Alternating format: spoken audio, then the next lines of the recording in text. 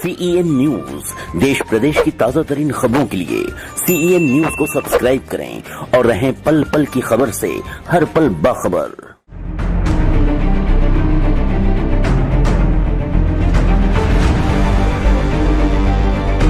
त्रिकोण बोला जाए, त्रिशंकु बोला जाए, नाम तो रखा है महाविकास अघाड़ी। मेरी समझ में नहीं आता है कि वो किसका विकास करना चाहते हैं। गरीब का विकास करना चाहते हैं कि दारू बनाने और बेचने वालों का विकास करना चाहते हैं।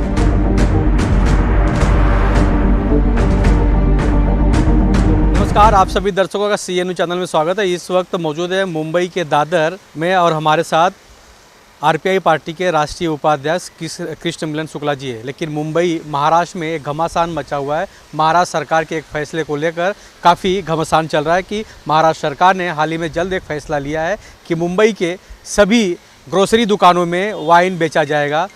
इस मसले को लेकर RPI पार्टी के काफ़ी कार्यकर्ता, भारतीय जनता पार्टी कार्यकर्ता रोड पर उतर चुके हैं और महाराष्ट्र सरकार का विरोध कर रहे हैं। इस मसले पर कृष्ण मिलन शुक्ला जी से जानने की कोशिश करेंगे। सर, क्या कहेंगे जिस तरह RPI की भूमिका अभी सामने आ रही है, वाइन को लेकर जिस तरह घोषणा आप लोग कर रहे हैं कि ये जो सरकार ने फैसला लिया है बेबुनियाद है और ये फैसले को वापस लेना चाहिए, क्या करना चाहिए, क्या भूमिका आप लोगों की? देखिए, जो वर्तमान सरकार है उन्होंने अपने तो ये जो त्रिकोण बोला जाए, त्रिशंकु बोला जाए, नाम तो रखा है महाविकास अघाड़ी।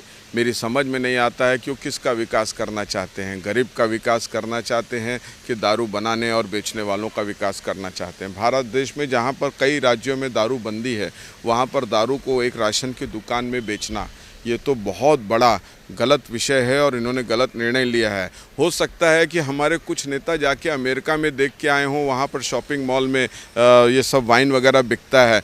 अगर उनको अमेरिका की पद्धति यहाँ लाना है तो शुरुआत ये करना चाहिए, क्या अमेरिका के फुटपाथ पर रोड पे गरीब सोता हुआ दिखता है? क्या वहाँ पर हर कोई भी व्यक्ति गरीबी में भूख से सो जाता है रात को? तो पहले आपको अमेरिका का सिस्टम लाना है तो वहाँ का पहला सिस्टम अडॉप्ट किए कि हर आदमी का जो पर कैपिटा इनकम है तो वो उसकी तरफ आपको ध्यान देना चाहिए। उस तरह से यहाँ के गरीब को ऊपर लाना चाहिए। पहले आप गरीब को ऊपर लाइए, अमेरिका को भी अगर आप फॉलो करते हैं। लेकिन ये उल्टा दिशा क्या है कि आप जो है उल्टी सोच रखते हैं कि वहाँ पर वाइन शॉपिंग मॉल में बिकता है तो यहाँ पे भी बिके। मुझे लगता है कि ये कुछ वाइनरी वालों की लॉबी है, उस लॉबी के तहत ये महाविकास अघाड़ी काम कर रही है, क्योंकि इसके अंदर ये कोई ऐसा विषय ही नहीं था कि जिससे देश को फ़ायदा होता है, जिससे गरीबों को फ़ायदा होता है। हम जनता के लिए काम करते हैं, वर्तमान शासन भी बोलती है कि हम जनता के लिए काम करते हैं, लेकिन राशन की दुकान में आप दारू बेचोगे, ये तो अमान्य विषय है। हम इसके लिए आंदोलन पर उतर चुके हैं।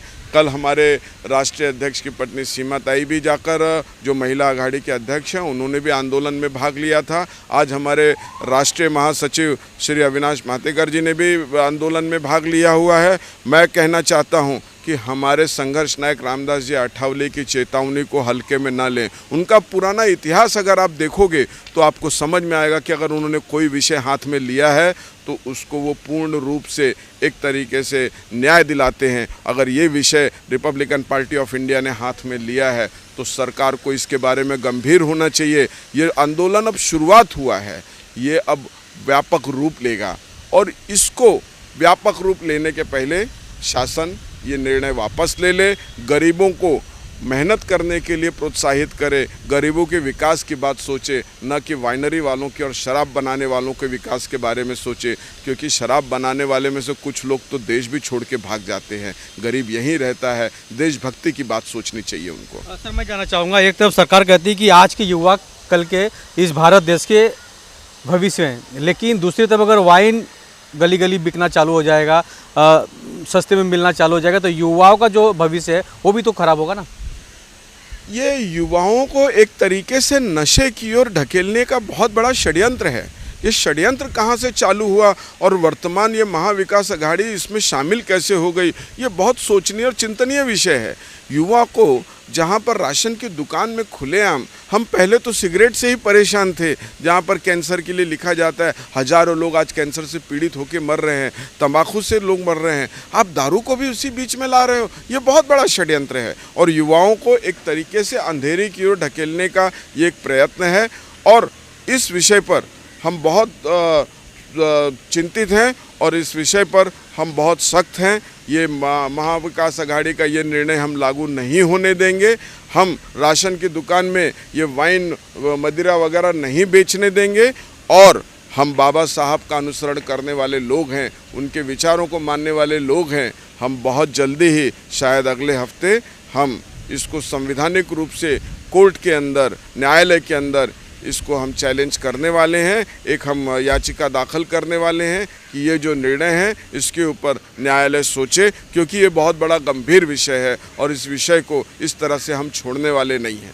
सर, मैं जानना चाहूँगा कि ये सूत्रों के मुताबिक ये भी पता चला है कि महाराष्ट्र से कुछ मंत्री या महाराष्ट्र से कुछ बड़े नेता जो महाविकास अघाड़ी में, उनकी पार्टनरशिप भी है शराब बनाने वाली फैक्ट्री के साथ, वाइन बनाने वाली फैक्ट्री के साथ, तो इसलिए इस तरह की जीआर ला रही है। देखिए, सुना तो मैंने भी है कुछ मंत्रियों का, कुछ बड़े नेताओं का वाइन वालों के साथ गठबंधन है या पार्टनरशिप है, ये तो मैंने भी सुना है। हालांकि मुझे इसकी पुष्टि नहीं हुई है, परंतु अपने निजी स्वार्थ के लिए देश के बारे में न सोचना, अपने निजी स्वार्थ के लिए देश को बर्बाद करना, ये रिपब्लिकन पार्टी ऑफ इंडिया कभी हजम नहीं करेगी और इस चीज़ को आगे बढ़ने नहीं देगी। और मैं फिर एक बार महाविकास अघाड़ी को बोलता हूँ, वर्तमान शासन को बोलता हूँ कि हमारे संघर्ष नायक रामदास जी आठवले की चेतावनी को हल्के में ना लें। अगर उन्होंने कहा है तो रिपब्लिकन पार्टी का हर कार्यकर्ता फिर एक बार अगर पूर्ण रूप से रोड पे उतर गया तो इसके पहले संघर्ष होने के बाद,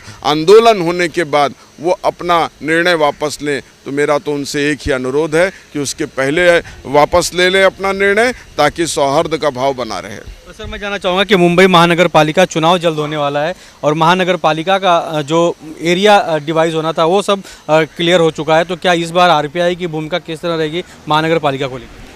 हमारे राष्ट्रीय अध्यक्ष संघर्ष नायक के साथ पूर्व मुख्यमंत्री श्री देवेंद्र फडणवीस जी के साथ इस विषय पर चर्चा हुआ था, विचार विमर्श हुआ था करीब पिछले महीने, और उसमें हमारी एक तरीके से ये निर्णय आए थे कि हम दोनों पार्टियां साथ में मिलकर लड़ने वाले हैं।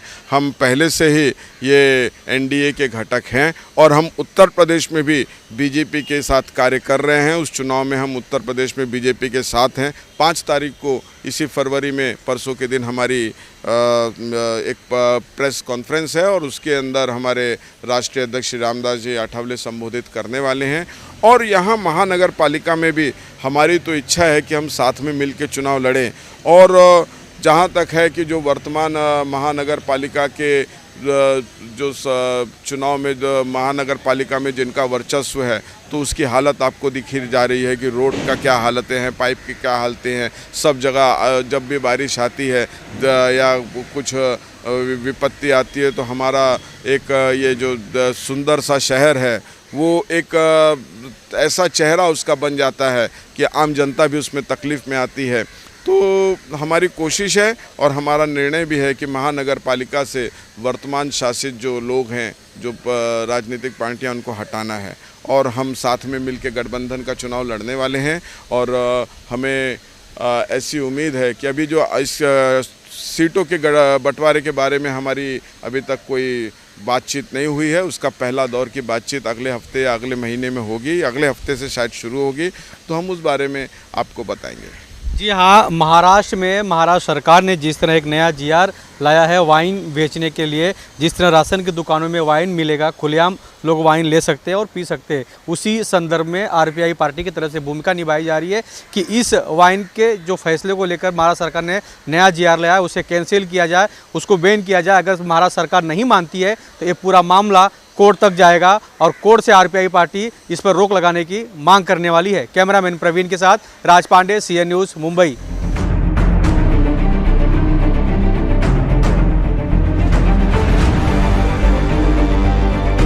त्रिकोण बोला जाए, त्रिशंकु बोला जाए, नाम तो रखा है महाविकास अघाड़ी। मेरी समझ में नहीं आता है कि वो किसका विकास करना चाहते हैं। गरीब का विकास करना चाहते हैं कि दारू बनाने और बेचने वालों का विकास करना चाहते हैं।